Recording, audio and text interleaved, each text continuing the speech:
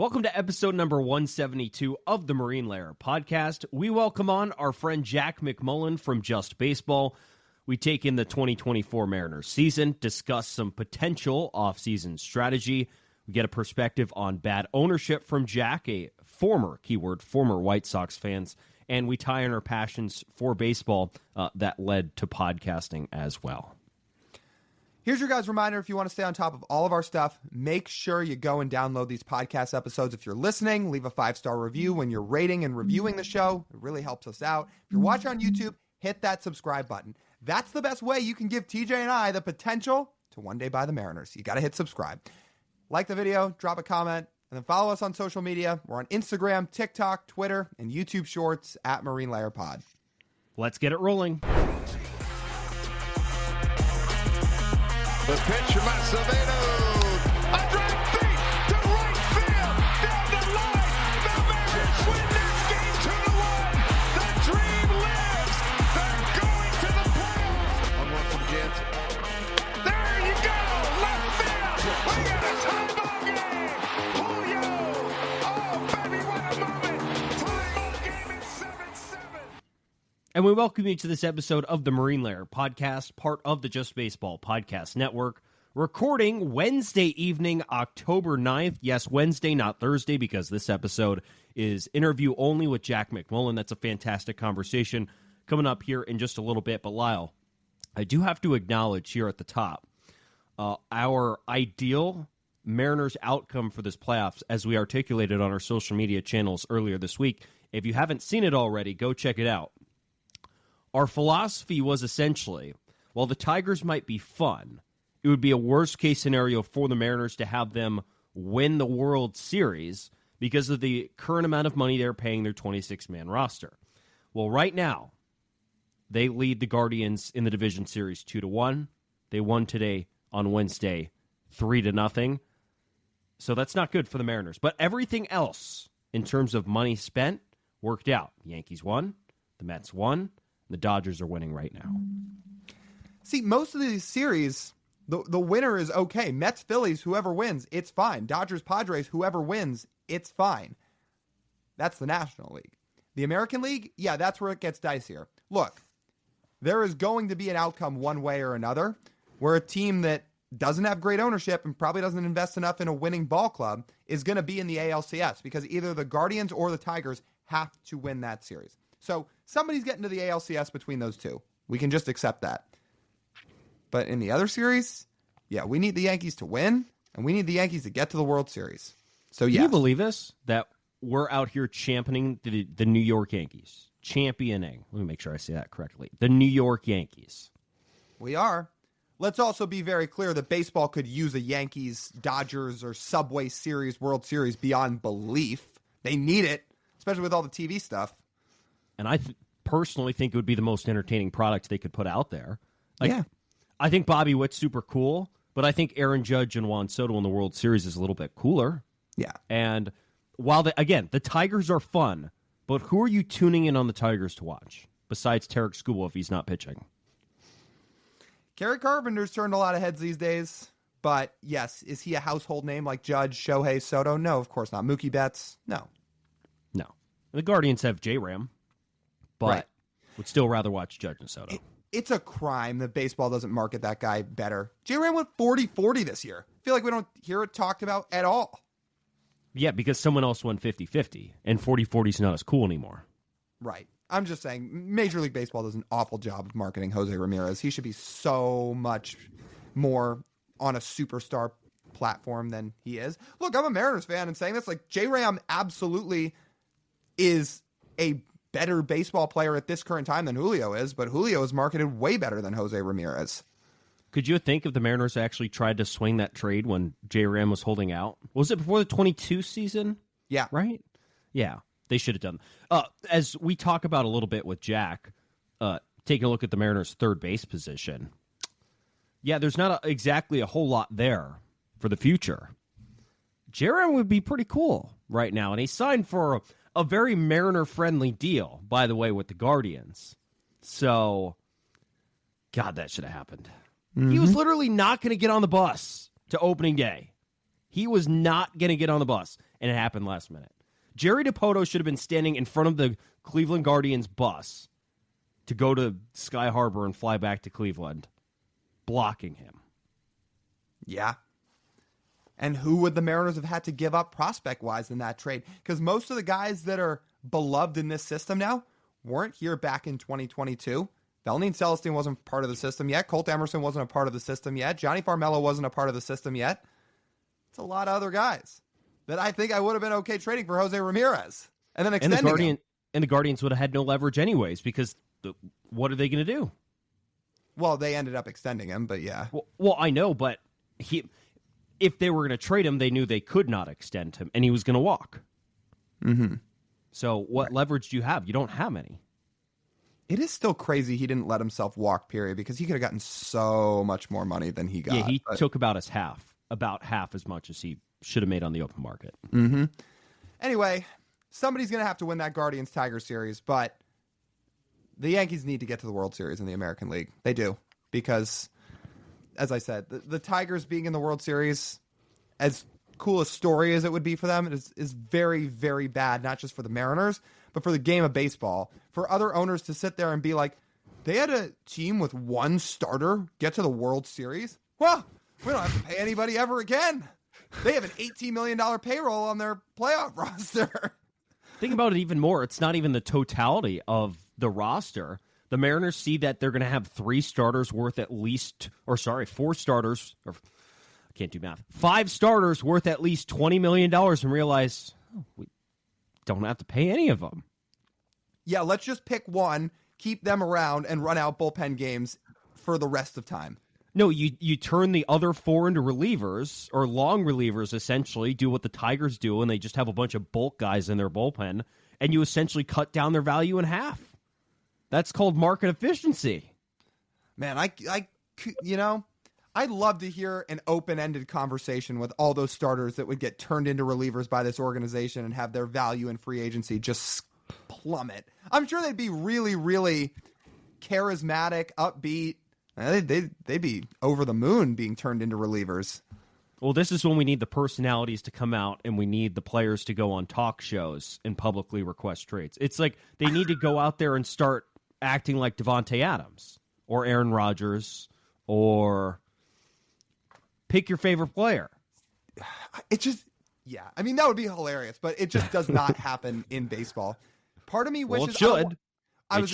It should. I don't want it to happen with the Mariners, because you want to see all those guys kept here, even if the reality of that is low. But baseball in general, the sport would be so much more popular if they operated like the NBA or the NFL, where you had diva wide receivers and all these superstar scorers leading the charge in how the league is run. You wonder why people are so in tune with those sports, because there's drama. Let's create this hypothetical here. Could you imagine if the TV cameras came to Logan Gilbert after Scott Service got fired, and let's invent a feud between Logan Gilbert and Scott Service, and Logan goes out there and goes, I didn't get him fired. Me? Or Julio? The same way. I didn't get him fired. In case you don't know what I'm referencing, it's essentially what Aaron Rodgers did to his coach this week. But that kind of I think that would be significantly more entertaining. Oh, you're talking about a storyline like in the NFL where Aaron Rodgers, new head coach of the New York Jets, gets his old coach fired. Because that is essentially what's happening here. Is Aaron Rodgers he was already the head coach of the New York Jets, but now he is absolutely the head coach of the New York Jets, which was funny today, hearing him on McAfee being like, oh yeah, I had nothing to do with this. These rumors are ridiculous. It's that classic clown meme of, we're all trying to find the guy who did this. Could you imagine being in a media setting where something like that happens in baseball, or even here in the Pacific Northwest, where, yeah, there's drama like that? Be unprecedented stuff. Well, I don't even see something like that happening with the Seahawks, let alone in a different sport. So yeah. I wish it would, because we would certainly have a lot to talk about. Yeah. More than we do these days, when there's not a lot of news going on. Luckily, though, we had a really fun conversation with Jack. So we're going to hold off on doing another round of our report cards and position grades, because we had a nice lengthy conversation with Jack. It was a ton of fun. And we figured, yeah, this is really good stuff, and it makes for a really good podcast episode. So we're going to get into all of that in a minute. Before that, we want to talk to you guys about our friends over at Pagac's Pub 85. That's over in Kirkland. You know October's the best time in the sports calendar, so if you want to watch baseball, you want to watch football, you want to watch basketball, you want to watch any college athletics, head over there because there's 20 TVs in that place. You can watch a bunch of different events. You can do that along with get some great food, and there's happy hour specials that are $3 and $4. $3 and $4 drinks Monday through Friday from 2 to 6 p.m. Those are awesome deals. You can get all of that over at Pagac's Pub 85. That's in Kirkland. So it was a really fun conversation with Jack McMullen. We covered a range of things, talked a little bit about the Mariners season that just happened, a couple of things ahead in the offseason, and then a couple of things that tie in directly with Jack and his fandom. He is a, note the specific word here, former White Sox fan, and he full well knows what bad ownership does to a fan base. It was good to get his perspective on that. And then I really enjoyed our conversation at the end, which you guys should definitely stick around for. Whole conversation was great, but it does give people a peek behind the curtains of how we think as baseball fans, how passionate we all are, why we talk baseball publicly for a living. And just from Jack's perspective, our perspective, I think it was a really fun way for three people who are doing very similar things to all have real conversations about it. And by the way, we've had Aram and we've had Peter on this show in the past, who are the three that make up the Just Baseball show, the network we are a part of very happily. And for those of you who haven't checked out the Just Baseball show by now, you're way overdue because those guys genuinely do an unbelievable job with it. Jack talks about it's hard to really have a pulse on all 30 fan bases. Those guys do about as good of a job as anybody possibly could to have a pulse on and talk about all 30 teams very well. Because what do most national shows do? They're talking about 4 teams. They genuinely talk about every team and talk about them in depth, along with being charismatic, along with being funny, along with being interesting. All the more reason to check out this interview and to check out the Just Baseball show as well. Last thing, we start the first few minutes of the conversation talking about the Cape League. And for context for that, for people that didn't have it previously, the three of us were all together in the Cape Cod League, Summer Baseball League, doing internships, broadcasting internships. TJ and I did it for 2 years. One of those 2 years, we were all out there at the same time as Jack. That's how we got to meet and got to know each other all the way back when. And we were kind of talking about some of the players that were in the league that year that are now in the big leagues and potentially in the playoffs. So for those that maybe not pick up on that in the first couple minutes of the interview, that's why we're talking about it. So just for some context. One of those guys we did not mention, Lyle, Dominic Canzo. Oh, right. And he was with Jack. Yep, exactly. Yeah. So to hear more of that conversation, let's get to our interview with Jack McMullen. All right, we got Jack McMullen on with us, play-by-play broadcaster, one of the hosts of the Just Baseball show, and a co-host of the Call-Up. Jack, thanks so much for taking some time to join us. How have the playoffs been treating you? It's been a pretty awesome field so far. It's got to be a lot of fun to talk about every day.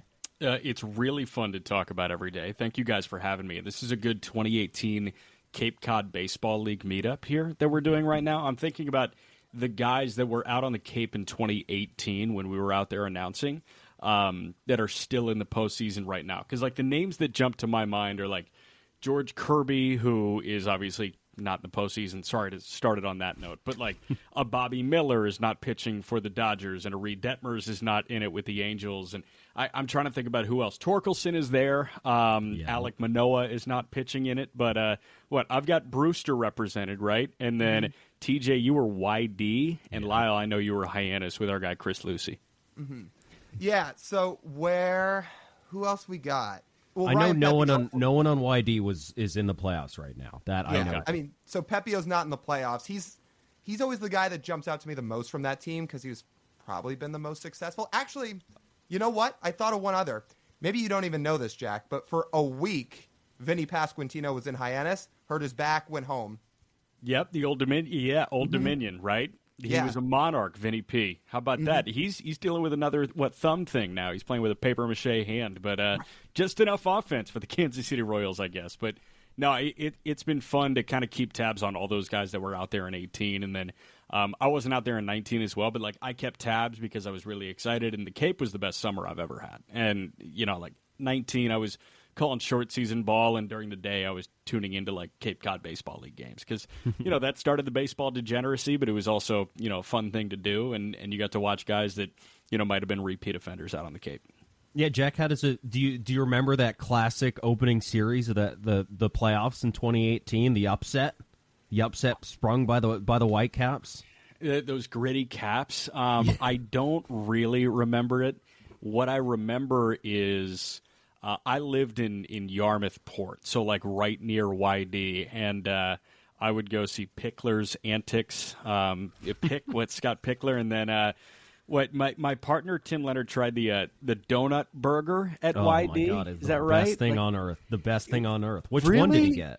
I was scared of it. I think the normal one, like the glazed donut. So the one with the Boston cream on it. Yeah. Like yuck, man. Dude, it's actually seriously good.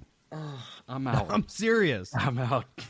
I'm serious. Man. It's like as unique as sort of like the what's the style of bun you guys would serve your hot dogs on at Brewster when it's just like the sandwich bread.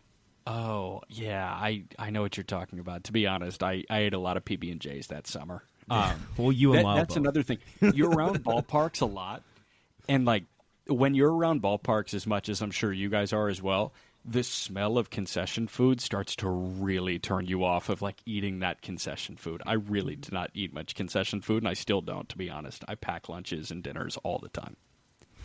I do the same thing. When I go to the ballpark, I usually bring my own stuff because one, you start to smell the same food all the time, and two, you don't always want to pay for it, so you start to bring your own stuff. Exactly. So that's how it goes. Now, I'll ask you this to tie it back to the Mariners here. You didn't want to eat these donut burgers in the Cape League. Would you rather eat that, or would you rather eat the grasshoppers they serve in Seattle? I would rather eat the grasshoppers because at least that's unique. Like I've seen donut burgers elsewhere, and I am, again, like totally disincentivized from it. I feel like when I see it, I'm always thinking, okay, I'll do it next time so I know to run a 5K before I come to the ballpark. Like, I would feel so bad about eating that donut burger. And I saw Tim try it, my partner, and I was like, I can't do this without prepping for 2-3 days before this. Did you guys, when you came to Seattle for the All-Star game in 2023, did you guys go try the grasshoppers? Were they available? They were available. We didn't try them. We were only in the ballpark. We were there for the Derby as well, but we were there for the Futures game. I didn't see them on a Futures game lap, and that's probably when I was feeling adventurous. The Derby, I think I didn't really want to miss anything, so I just grabbed some popcorn and sat down, but I did see the grasshoppers there, and I didn't do it, and I have some regrets. So I'll come see you guys in, at some point, whether it's in April or September, a couple years down the line. Well, because we took you guys to the pier after. We walked down there, but that was the wrong, I think, tourist trap. I think we should have gone for the more unique option. Yeah, I think that was a miss on our part as hosts. Probably. No, you're not missing much. Believe me, I've tried them. They're bad. I'll just say them. They're really could bad. you imagine getting a foot stuck in your teeth? I've tried a lot of weird stuff. Like I've done the Rocky Mountain oyster thing in Colorado, and I can't imagine getting a foot stuck in my tooth. Because it's the experience. You're paying for the experience. You are. Yeah. So, yep. You're not wrong. Let's get to the baseball on the field, Jack. Yeah. How is it possible the Mariners wasted a rotation this good? When you look at this team, like what stuck out that was so wrong about the 2024 Mariners? The batter's eye? Is that fair? I have no idea why nobody can hit there. And you see Julio's numbers in 22, and you're waiting for all these guys, and you're waiting for that career rejuvenation from Jorge Polanco. And, like Teoscar Hernandez even 2 years ago, or I guess last year now, right, 2023, like that guy's good. They're all very good hitters, and they're just not doing anything in Seattle. And my question every single night I watch is why? Why is every game I'm watching 1-0 in the bottom of the sixth inning? A, because Gilbert's shoving, and because Wu is shoving, and Bryce Miller looks awesome, and he had a crazy breakout. But B, there's just something wrong there, and I have no idea what it is. And by there, I don't mean on the Mariners roster. I mean at that ballpark. I have no idea what goes on there. And I love my West Coast ball. Like I love getting home from, a game in Indianapolis and I can turn on the start of a West Coast game and I turn on the Mariners because I know that they're going to go quick and I can't figure it out as to why. I mean, so there you go, people. For anybody listening, people that cover this game nationally, like Jack does, they have all the same questions as all of us, where it's they bring in guys that are established. They bring in good big league veterans. Jorge Polanco was one of the best offensive second basemen in baseball a couple years ago. Yeah. And all of a sudden he puts up a WRC plus that's under 100. I don't really understand. And Colton Wong, I kind of get that he was on his way out of the league and yada, yada, yada. He should not be a releasable player when they do go make that acquisition and they bring Colton Wong in. Polanco, same deal. Really? He was that bad? Are you sure? Cal Raleigh could be the best catcher in baseball. I firmly believe. And he clips 30 every given year. But who's to say that he wouldn't be spraying doubles around if he had, the right feel at T-Mobile Park, 81 games a year? Mm-hmm. There are just so many questions I have for what happens at that ballpark. It is one of the true enigmas, I think, in Major League Baseball, where there's just no rhyme or reason. I can't think of other places. I know shadows at some places are crazy. I know the shadows in Milwaukee, really weigh on people. I know, some guys really struggle to hit in Tampa. Willie Adames felt freed when he got out of Tampa Bay. He was like, I just could not hit at the Trop. But there's something about Safeco that I just do not understand. They're actually we've heard that they're going to actually take a look at changing the batter's eye this offseason. Yeah, and they have changed it before as well. So this would be the third iteration of it, at least? Yeah, so they've changed the coloring or the painting on it because they have some new age lighting or painting on it, whatever it is. But now they're actually going to look and say, yeah, this thing's slanted. How do we straighten it out? Because that seems to be the gripe. So that's the thing. I was listening to a previous episode that you guys did. Former player, I'm blanking on who it was exactly, that said it's ever so slightly at a slant. And I'm just thinking about how much that's going to cost to fix. Mm-hmm. And the answer may be a 1-year deal for a platoon corner outfielder. And I think I'd rather have the batter's eye fixed than a 1-year deal for a platoon corner outfielder. We have our rule, Jack. 1 platoon is allowed. Now, is our wish ever granted? No. Absolutely not. No. But, Gary DePoto, I think, would choose... guys should think about adopting the San Francisco Giants as your National League team. If you really hate platoons, it's you know what? Let's subject ourselves to just chaos here. Platoon chaos. Yeah, because even the guys that are the best hitters, like Lamont Wade, don't play every day. He faces righties. No, yeah, and we're watching a team possibly get to the ALCS here that is not letting their best hitter play ever. Correct, because he can't hit lefties. Exactly. Yeah, and we're talking about Kerry Carpenter for those that didn't pick up on that. So yeah, it's crazy. So because to your point with all that, if you pay the money to fix the batter's eye, to even contextualize it a little bit more, if that fixes Mitch Garver, for example, isn't that worth it? You don't have to bring somebody else in. That's the thing, man. It's you look at the investments, and I understand that the overwhelming majority of investment in terms of on-field products should be going to the guys that are actually playing the game. But if you have a deficiency that I think is now disincentivizing players from signing with your organization, you should probably go fix that, because it's going to have a ripple effect beyond a 2-year deal for a corner outfielder. Okay, you pay somebody 2 years, $34 million. That's great. They're gone in 2 years. If you fix this, it's almost like kind of setting up a recruiting network. It's like being nice, in a certain area. If you're a college football program and you really want to plant roots in South Florida, you get that one guy who has nothing but great things to say about this university, about this program. And then all of a sudden, the next wave of South Florida products want to come to your university and play football at your school. That's kind of how I view this.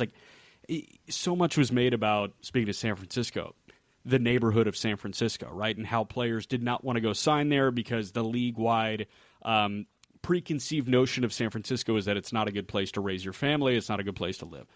I don't buy that, but word gets around quick.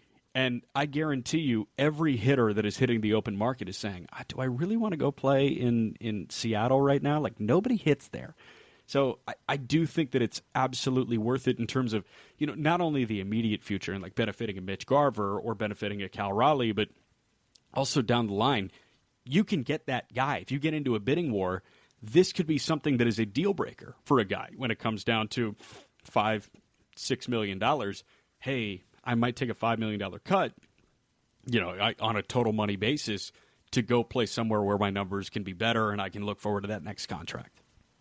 Do you feel like there is somebody out there, though, that would be available this offseason through trade or on the free agent market that would make the most sense for the Mariners? Yeah, I think that guy Teoscar Hernandez, who's finishing up a one-year deal. Good luck convincing him. I was going to say, you might already know this, but he was the one that came out and said, yeah, that batter's eye, I can't see it. Like, I can't see the ball at T-Mobile. He said it at All-Star Week, so. Yeah, I don't know if he signed him back here. No, I don't think so, but that was entirely a joke. I will say somebody along those lines, I do kind of view the gold standard offseason target for Seattle as Anthony Santander in Baltimore. I think Santander could make a lot of sense. Switch hitter, 40 homers this year. I know there are some defensive, deficiencies there, but at the end of the day, like that bat, you need an injection of juice, and that guy can absolutely be an injection of juice. I also don't think he's going to cost that much because of, the lack of value defensively. You also have the age thing working against him at this point, and he's kind of a sitting duck. Like, it doesn't seem like Baltimore wanted to pay him, so he's going to hit the open market, and I don't know how many teams are going to be bidding, ferociously this offseason. There's a lot of things in the air right now with Major League Baseball, with season control of a couple telecasts here and the, Diamond deal falling through. It's going to be a really weird offseason. I feel like there are going to be some guys where, Santander hits the open market 2 years ago. He is a lock to get $100 million. In the 24-25 offseason, I can't say that about anybody. Like, I can say that about Burns. I can obviously say that about Juan Soto. I can say that about Willy Adames as well. But aside from those guys, I don't know who the nine-figure players are, and it's not going to be Anthony Santander. So I think the Mariners could absolutely make a play at that. It's actually super interesting. I thought he was a slam dunk even right now to get $100 million. Defensive, deficiencies aside, just 40 bombs, offensive threat, can plug him in the middle of any order. But to like the TV stuff is real, and we saw it, and we saw it have effects last offseason. And if it's going to get worse now, maybe some of those second tier guys behind the Sotos do get less money. And you see some really big markets and some really big organizations and baseball markets. I'm going to use St. Louis as an example. St. Louis is not in New York or LA, obviously, but in terms of market share, I think the TV viewership in terms of St. Louis Cardinals telecasts has a greater market share than any other market in Major League Baseball. They love their Cardinals there. They have invested in the big league product in St. Louis for years at this point. And what are they doing? They have a plan for John Mozeliak to get out after next year, and they're allocating more resources towards their minor league development. The Boston Red Sox have done that as well. Like, they've kind of catered to optimizing their player development. The Yankees have optimized player development. I think there are a lot of teams that are trying to do the Rays thing without full-blown doing the Rays thing now. And all of a sudden, like, it might not be the best time to be a free agent. Obviously, it still is because you're getting a payday that you've never experienced before in your life. But, like, the goal for every single player in Major League Baseball, and it still is, was get to free agency so you can get your bag. There are very few teams that are going to pay everybody what market value deems them as worth. So I do think that is advantageous to the clubs at this point to possibly get a discount on guys that are second, third tier free agents, because Santander is awesome. He's not the top tier free agent this year. It's Soto, then Burns, then everybody else follows in place. How many other teams are there like the Mariners? If you were to just give a ballpark number of unwillingness to just flat out spend anything, are we talking 15 teams? Are we talking 20?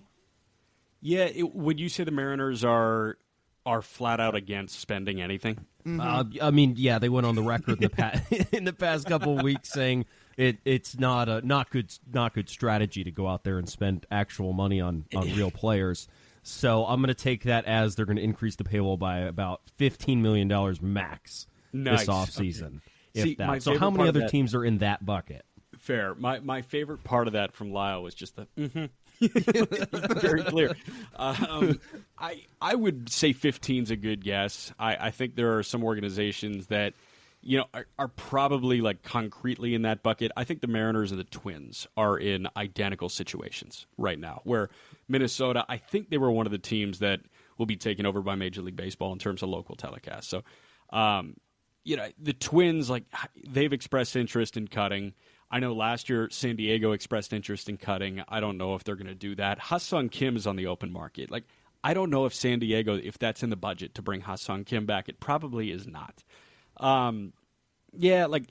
Just scanning through like the other teams that may fall into that. I mean, Baltimore just got new ownership, so they may spend a little bit. Cleveland has new ownership, but Cleveland is Cleveland, so they'll probably just hold serve when it comes to payroll. But I would say any of these teams in middle ground, I would assume that they're doing a similar holding pattern thing to Seattle, unless they, go on the record and say, we are increasing payroll. Mm-hmm. So then Lyle and I have been pretty consistent in this point. If they're not going to go spend, I mean, there needs to be a ton of focus on the current players on their roster to get better after a number of them had incredibly disappointing seasons. And it all circles back, I think, to one guy playing center field who had, in what Lyle and I viewed as the most disappointing season of anyone on the Mariners. So how do the Mariners get Julio back to being Julio? Do you think that's a Mariners thing, or do you think that's a Julio thing? It's probably a little bit of both. Yeah, I think it's absolutely a little bit of both. I think the Edgar Martinez thing has the chance to help him a little bit, but I also think part of it is he's just got to figure some things out. Yeah, he is a supremely confident baseball player, and he is best when he has confidence. And I think about those 17 hits in 4 games. Like, that guy had a 4-hit day, and then he felt awesome, and then he had a 5-hit day, and then he felt awesome, and then he had a 4-hit day. Julio is one of the streakier players in Major League Baseball. And I think you guys have done a really good job of documenting that over the course of his career. And I listened start to finish throughout that entire Julio Rodriguez episode. Like, who is Julio Rodriguez? And that's a great question, because he is buoyed by months. He's not buoyed by seasons at this point. And it's a tiny sample if you go in the scope of seasons. But when you go in the scope of months, you guys mentioned it, and you probably know the exact number off the top. But, I mean, there are 4 months, in his 3-year career at this point, where he has been a top 5 player in baseball, and the rest of them, he's been an average Major League Baseball player. Like, It really helps that he plays center field in an incredibly high level, and it really helps that he's very, very fast. But at the end of the day, like, you create immense value. You sell tickets, you sell jerseys because of what you do in the batter's box. And you can't get away with being awesome 2 months out of the year. He needs to be awesome 5 months out of the year. And I don't know if that's a buy-in thing. I would assume it's not, because he seems really freaking bought in every time I tune in.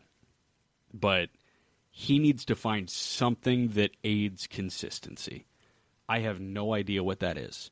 If I knew what that is, I'd be hitting cleanup for the Seattle Mariners, because, like, it's such a hard thing to do, man. He's a physical specimen.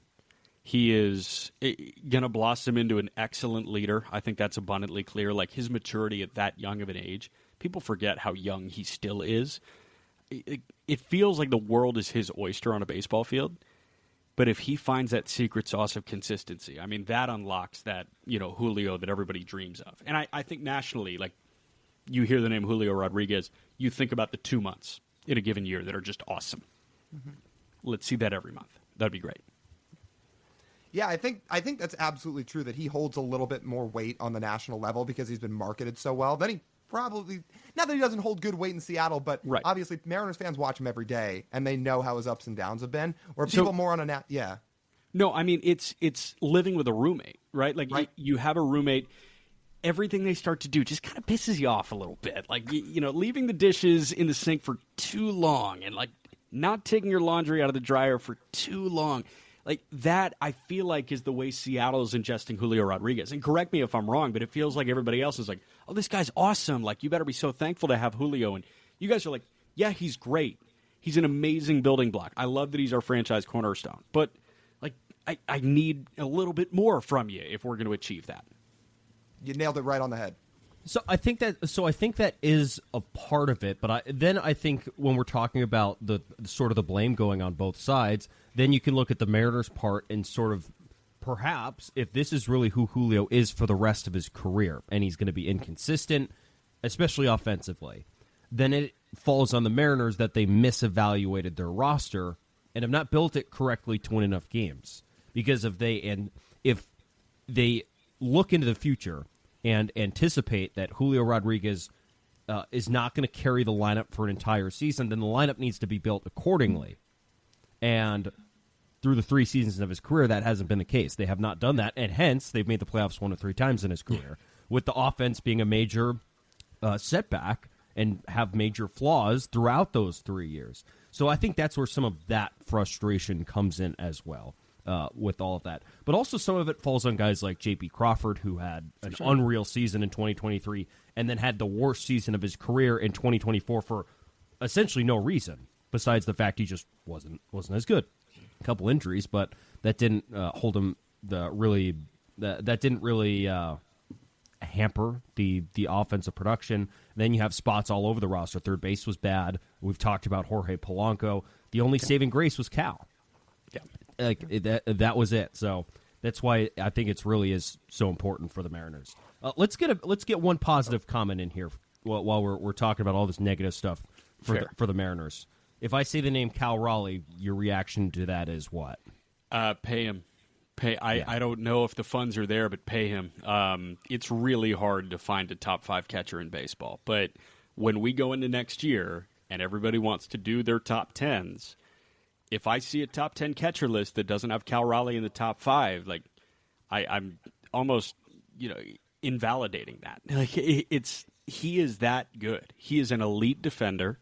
He handles the best rotation in Major League Baseball, and he hits 30 homers. Like it's really hard to find people like that. You have this, grasp onto him. Harry Ford can figure out another place to play. Like Harry Ford can find reps. Do not think that it's okay to let a top 5 catcher in baseball walk because you have Harry Ford coming. No prospect is worth that. Like, it takes a little bit for these guys to solidify themselves as, top 10 catchers in the game. I mean, look at what happened in Arizona this year with Gabriel Moreno. I know he was dealing with injury, but, Moreno was not lighting the world on fire. When he was on the field, I'm not saying this guy's one of the best catchers in the game. How could the Blue Jays have done this? It looked brutal in 2023 when the Blue Jays did trade Gabby Moreno and he was, helping Arizona through to the World Series. But it's hard to find consistency at the catching position. And what Seattle has is not only success at the catching position, but the C word, consistency at the catching position. And that is something that cannot be understated or cannot be overstated. That's my one thought on that. It's like, yeah, it's fun, and he's the big dumper and all that, and it's enjoyable from a national lens, but this guy needs to be a Seattle Mariner, and you figure out what to do around him.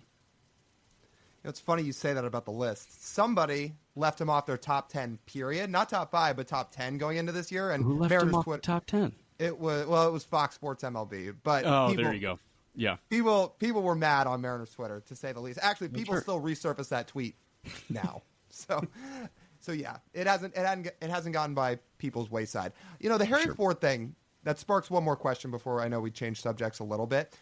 But we were going to ask on the topic of the Mariners finding ways to get better offensively for next year. If they're not going to sign anybody, you have to go out and do what Jerry DiPoto's bread and butter has been his entire tenure, which is make a trade. Yeah. So it's been a talking point for a few weeks now, but I'll turn it back on you. If you're the Mariners, if it's the only way, do you trade one of your starters to go get a bat from somewhere? Yeah. Yeah, like... You know what? And I'll do this while you think about it for a second. I'll even throw out some names. So I'm almost thinking in the sense, the reason I mentioned Ford is maybe he's a piece in that package too. If your plan is to keep Raleigh long term, you could put together a package with him, with a pitcher, and find something back. One name we've thrown out a bunch, and one team we've obviously linked a bunch, is the Orioles, because they have all these bats. And we've talked about, not saying it's going to happen, but one of their third basemen, whether it's Kobe Mayer or whether it's Jordan Westberg, in the sense of they need pitching. They essentially have 2 third basemen. Yeah. maybe they would entertain the thought. So, like, if it was Westberg, who's obviously the more proven player, who's an all-star, would you think about that? Yeah, I think you think about it. Now, you have to decide who your untouchables are. And, your untouchables in this rotation right now, I would assume, are Castillo, Kirby, Gilbert. Like, those are the three that you're not moving. So then it comes down to Wu and Miller. And this year kind of muddied who I would rather move at this point because Miller was that good. Now, Wu was awesome, but Wu dealt with fragility issues. And, that's not something that a lot of teams are lining up to trade for. Look at Baltimore. Like, they're dealing with fragility issues left and right. Like, Grayson Rodriguez missed, better half of the year. And Kyle Bradish, elbow sprain turned into Tommy John. John Means, second Tommy John.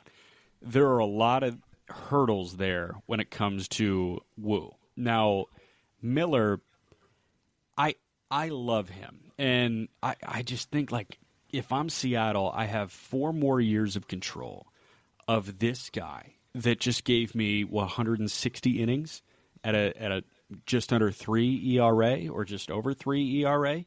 And I see a guy that, like, is very clearly a gamer. There were some big regular season games that he was just on cruise control through. And I love that. If it gets you an all-star third baseman, I understand. But could you start with a Ford and, I have no idea what the value of, like, an Emerson Hancock is anymore, but a Ford and, maybe a Logan Evans that popped up, although I have no idea if you see him as, a swingman down the line for the Seattle Mariners at the big league level or, Michael Morales, guys like that. I wonder if Ford as a headliner and other pitching pieces could get it done for Westberg. If the answer is no and it needs to be Miller, you sit there and you sleep on it and, you take a walk and, you don't put earbuds in on that walk. You just kind of listen to the birds and listen to the waves if you're near the water and see what that tells you. It'd be really hard for me to part with any of those 5. Mm-hmm.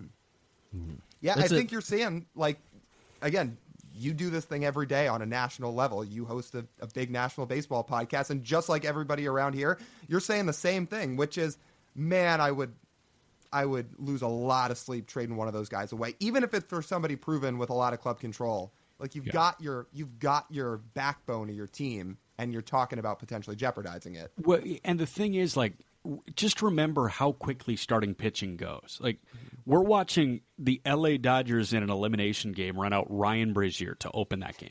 Yeah. Really?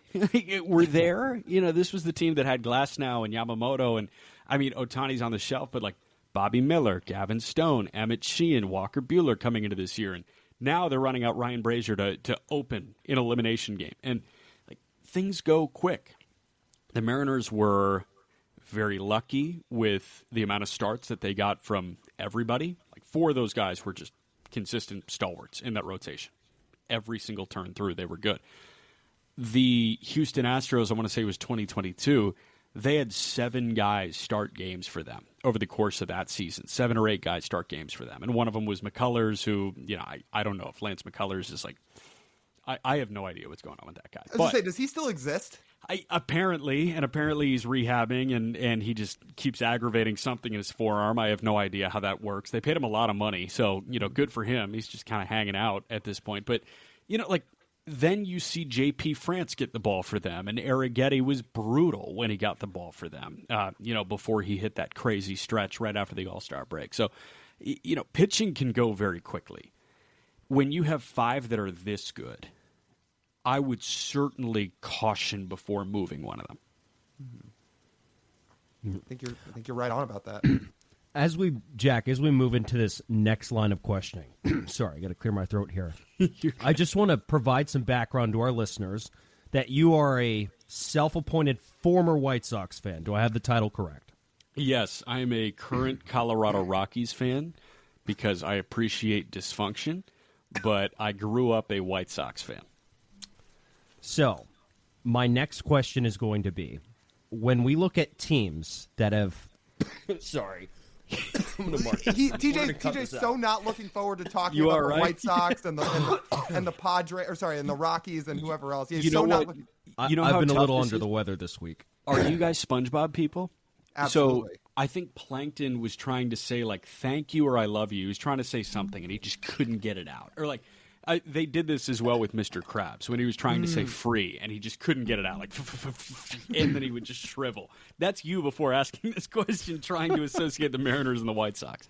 Okay, so let me try this again. Yeah. So basing it off of you being a former White Sox fan, and for a number of reasons not being a White Sox fan that you can enumerate in this answer, but when we look at sort of franchise and ownership negligence on a team, I think the White Sox, especially this version of it, stands pretty head and shoulders above most teams that have existed in the course of Major League Baseball history. Can I have a coughing spell now, too? Is that an option? Like, can I start coughing, too? Let's go.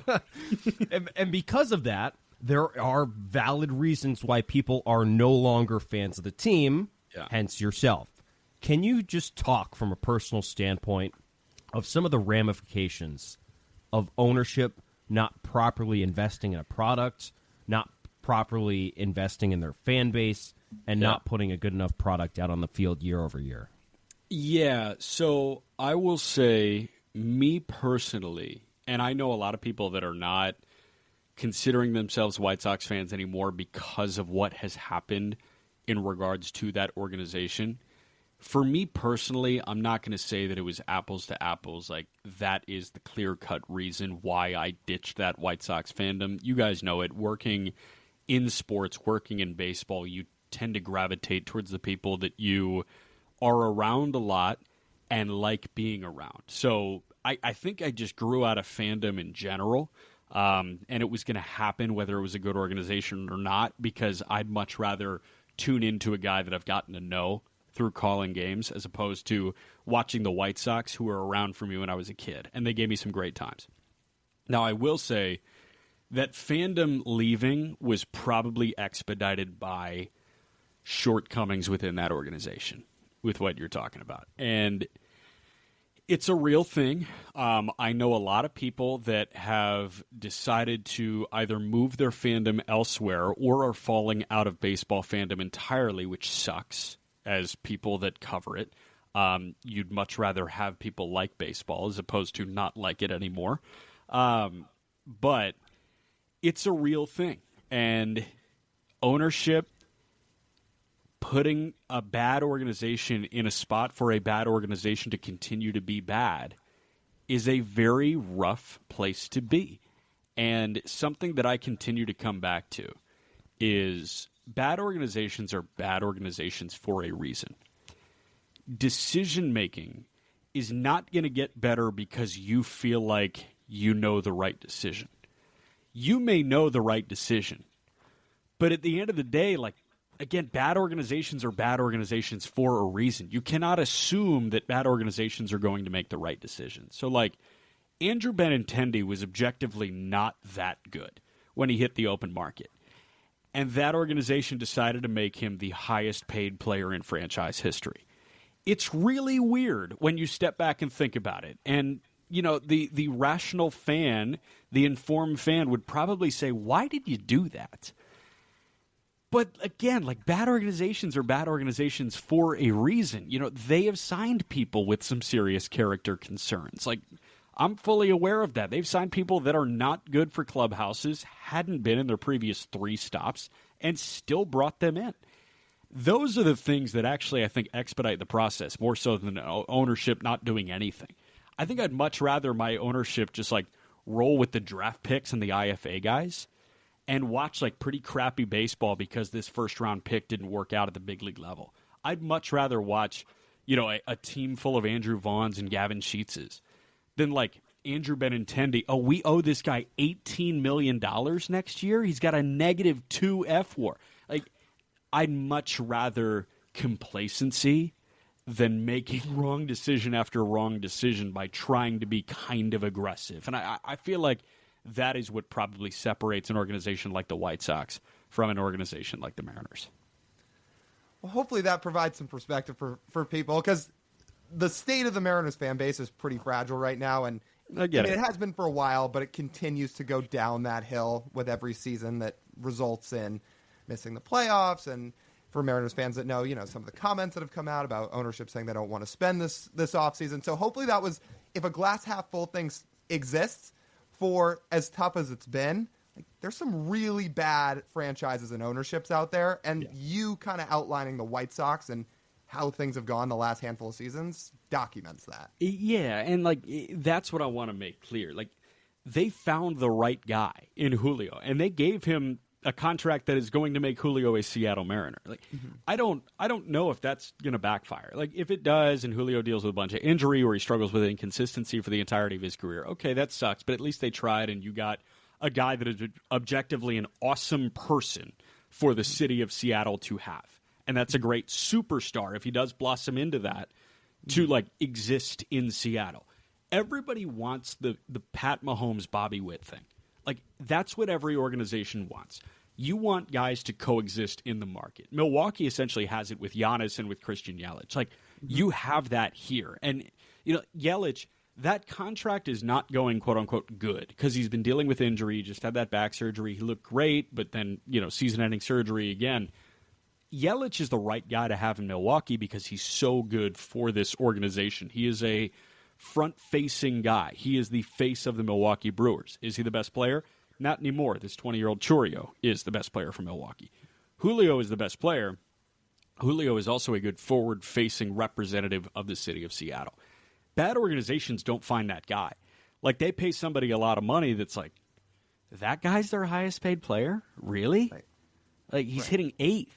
So I would say that's a better spot than the cellar-dwelling organizations in Major League Baseball. Yeah. I mean, I know the Tigers are in the playoffs now, but pre-August 2024, people might argue the face of that team, if you're going to just look at the offense, sans Tarek Skubal, Javi Baez, you don't want to run into that. Exactly. And, you know, you can build it around like grit and all of that. And they found guys like they hit on a first-round pick in Jace Young, and Jace Young was good for them down the stretch. And, you know, that Flaherty deal, you move him, you get Trey Sweeney back, all of a sudden that guy plugs in and he's good.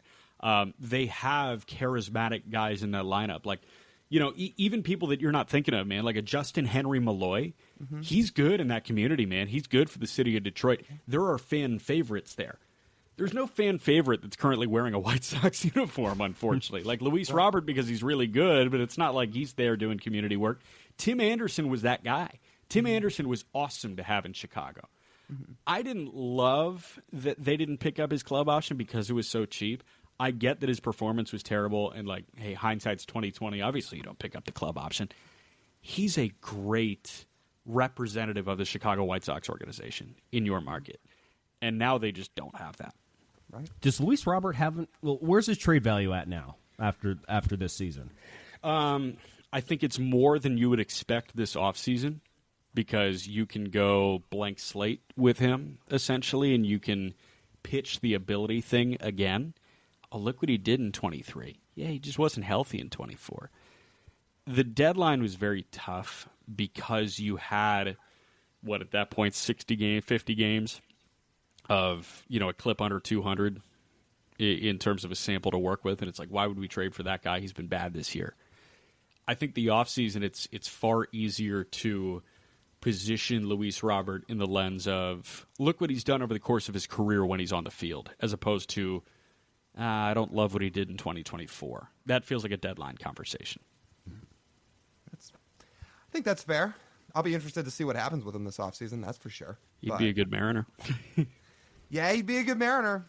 Their outfield's a little crowded, though, all of a sudden. Low-key, like, of all the things that the Mariners need to fix offensively, I think they all of a sudden feel like their outfield's actually in a decent place. Julio, Randy, Robles, Rayleigh. I think they actually feel secure enough in that regard. So let me ask you, aside from third base, where are you guys looking?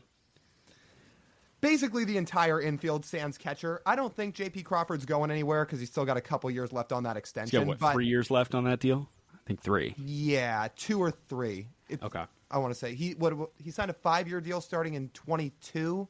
So, but he had it'd be through the 26 season. Yeah, so he's got either 2 or 3. Okay. Yeah, he's got either 2 or 3 left on the deal. So I would say third, second, first. Okay. Yeah. But unfortunately for JP, again, he's coming off the worst season offensively of his career. So, sure, he's got the contract, but they're going to need production out of that spot too. But adding one more R to the outfield for a lot of people would be a huge plus. We certainly talked about it. It'd be nice if he didn't strike out so much. It's like, oh, the Mariners are about to set the record for most strikeouts of all time. Let's add 38% to the lineup. Yes. Why not? Well, and a guy that doesn't walk as well, and that's where the frustration lies. And apparently walks are sexy. Like, I didn't get the memo initially, and I don't know if I fully jive with that, but, I mean, people love a 10% walk rate now. I don't love a 4% walk rate, but I think an 8% walk rate, 9% walk rate's okay. But, like, you know, at the end of the day, that is what hedges cold spells. And when Lubov is not going right, it's a very hard watch because he's not walking. And it's, he's hitless in his last 14 at-bats, and he's reached base twice in that stretch. Like, some of those guys reach base 5 times in that stretch, and that's a heck of a lot more palatable. Right. And the one thing the Mariners actually do well strategically, offensively, is walk. They actually get on base a little bit. The problem is they don't put the bat on the ball enough. Right. And if you get to first base, you should probably get guys that can take second base, because then one hit out of the next 3 will get you in. And I feel like they kind of lack in that department as well. Yeah. Right. If I was going to ask you one more question, Jack, before we wrap this thing up, more on a just baseball front here. Yeah. This thing's been awesome. Obviously, it's growing. There's a bunch of podcasts under the umbrella now, us included, which we've loved. But where's this all going long term, do you think? I know it's kind of a loaded question, but have you guys stopped to think about that at all? Have you stopped to think about what a perfect long-term outlook looks like? Well, the youthful answer is to the moon, right? Isn't that where it's going? No, we love having you guys as part of the network. And I think, like, in terms of, you know, the 5-year plan and things like that, we really look at continued growth where we are helping, you know, kind of everybody under the umbrella get to a place where they are the go-to spot in every market. So, like, you know, what Just Baseball really prides itself on is, like, actually having a finger on the pulse of a fan base. And, you know, we try to do that at a national level. It's really hard. I think it's impossible to do it from a national level. But, you know, understanding where certain markets' frustrations lie with their baseball team is really important, and understanding who the fan favorites are and knowing that, like, hey, the gritty Tigers are a thing in early September as opposed to finding that out on October 9th is, like, a good thing, and that's something that we really prioritize. But I think finding people that are a voice for that fan base is really important, and you guys do such an amazing job of that in Seattle. So, like, I'd say in terms of Just Baseball, like, the goal is, you know, people in the Seattle market see you guys and say, oh, we know we're getting the right coverage on the Seattle Mariners here, because these are guys that get it, and they work with a company that gets it, and, you know, we're there. So we initially positioned as a one-stop shop for baseball coverage and, you know, kind of the place to go for baseball coverage. And the younger generation really likes baseball. I think a lot of people don't understand that, and I think just continue to circle the younger market in terms of baseball fandom. When you initially decided to start doing this, like you were mentioning in March of 21 before we started recording, because you're a big play-by-play guy. We all called games before. Like, Lyle and I did a lot of it in college, just like you at Syracuse. Lyle and I since have taken the foot off the gas pedal, but you've kept on chugging along. But you've helped grow Just Baseball, you know, just as your play-by-play career as well. What sort of led you to, you know, to pick up this avenue as well? Probably same thing that led you guys to pick this up. Like, it's something that I just really freaking enjoy, and I love calling games. But I heard Len Casper, who's now the radio voice of the White Sox and was the TV voice of the Cubs for a long time, say once, if you needed to give up one, calling games or baseball, which one would you give up? And he said calling games. And that resonated with me, because I think there are a lot of play-by-play announcers that would give up a sport in favor of calling games. Like, oh, I would go call basketball instead. And I love calling basketball. It's great. I like calling football. It's great. But there's something about baseball, and there's something about growing up with it, that I was just like, man, I really like this. So it started as a passion, you know, side hustle. And again, like, it started as half an hour twice a week. And I was like, yeah, I do that in my free time anyway, so let's just do it into a hot mic. But it's transformed into something where I feel like I can talk about baseball in the way that I want to talk about it. I was that 14-year-old that was like trying to figure out which guys had a player option after this year.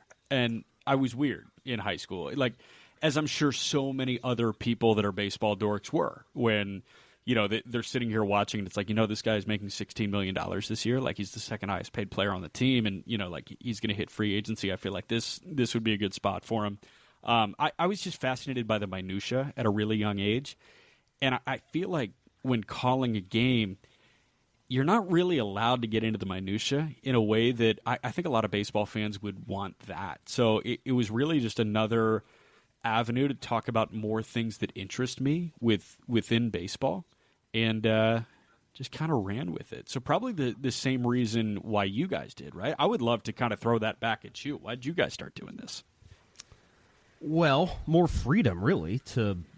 Lyle and I would have most of these conversations during Mariner games anyway. We thought it was, at first, just a good way to just get our thoughts out onto a mic. And I think, the more I think about it and the more we do this, I think the pandemic really put things in perspective when there was no baseball.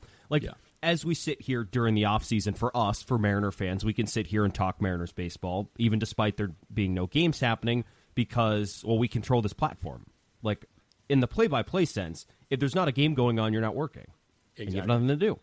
But when you have a platform like this, you control the message, you control what kind of content you want to do. It's your creativity. And, hey, if you get enough people to listen and you can start making some money, it's really fantastic. And I think and of course, our thing has grown to something so much more than just a podcast, but it all comes down to the point of, being able to be in charge of something, which is really nice, as opposed to a lot of the working world where you're not in control at all.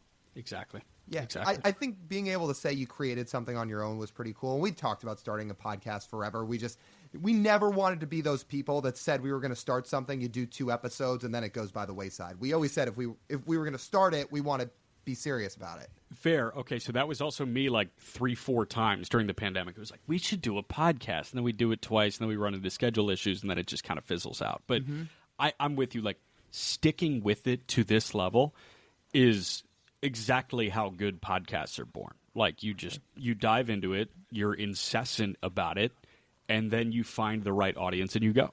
Yeah. And I was exactly like you in high school, by the way, in the sense of knowing player options and knowing exact details on contracts. I'd have friends who were general baseball fans and like casual baseball fans, or even slightly above average baseball fans.